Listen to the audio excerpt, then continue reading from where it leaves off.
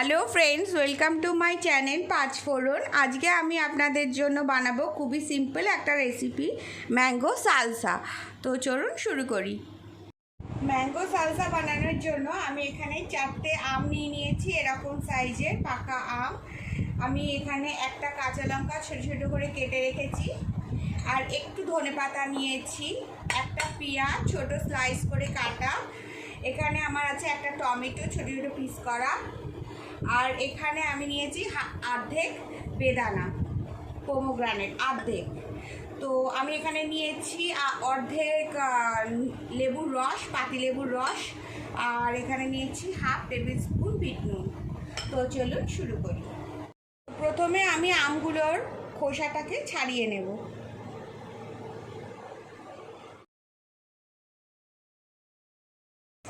তো আমি আমগুলোকে এইভাবে ছুলে নিয়েছি, এবার আমি আমগুলোকে ছোট ছোট পিস করব।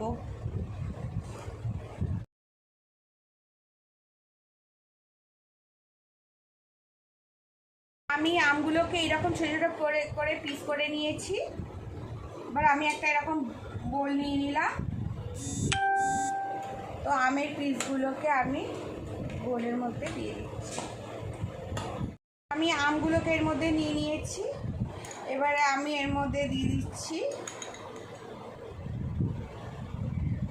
একটা পেঁয়াজ, যেটা আমি স্লাইস করে কেটে রেখেছিলাম ছোটো ছোটো পিসে। পেঁয়াজের টুকরোটা দিয়ে দিলাম। আমি এখানে অর্ধেক বেদানাটা যেটা কেটে রেখেছি সেটা দিয়ে দিলাম।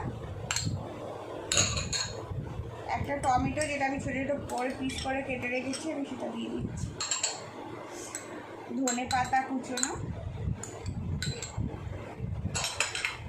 আমি একটা কাঁচা লঙ্কা ছোটো ছোটো করে এর মধ্যে দিচ্ছি। অর্ধেক লেবুর রস আমি এর মধ্যে অ্যাড করে দিলাম, আর এখানে হাফ টেবিল স্পুন বিট নুন। আমি এটা ভালো করে মিক্স করে নেব। তো আমি এটা ভালো করে এইভাবে মিক্স করে নিয়েছি। কিন্তু মনে রাখবেন যে ম্যাঙ্গো সালসা বানানোর জন্য যে আমটা আপনি নেবেন সে আমটা যেন একটু শক্ত টাইপের হয়, নরম না হয়, নাহলে আমগুলো চটকে যাবে, গলে যাবে। তো বাস আমার সালসা রেডি। আমি এটা প্লেটিং করি। তো ফ্রেন্ডস দেখুন, আমার ম্যাঙ্গো সালসা রেডি হয়ে গেছে। আর এটা ভীষণই একটা মানে সিম্পল রেসিপি। তো নন ফায়ার কুকিং অ্যাক্টিভিটিতে আপনার বাচ্চারা এটা বানাতে পারে, আর এটা খেতে ভীষণ ইয়ামি হয়। আমরা তো ম্যাঙ্গো সিজনে এটা বানাই, তো আপনারাও বানিয়ে একবার টেস্ট করে দেখবেন, ভীষণ ভালো লাগে খেতে, একটু স্পাইসি, একটু চটপটা। তো ভীষণ একটা অথেন্টিক রেসিপি। তো আপনারা এরকম বানাবেন। আর আমার ভিডিওটা ভালো লাগলে অবশ্যই লাইক করবেন, শেয়ার করবেন বন্ধুদের সাথে। আর আমার ভিডিওটা দেখার জন্য থ্যাংক ইউ।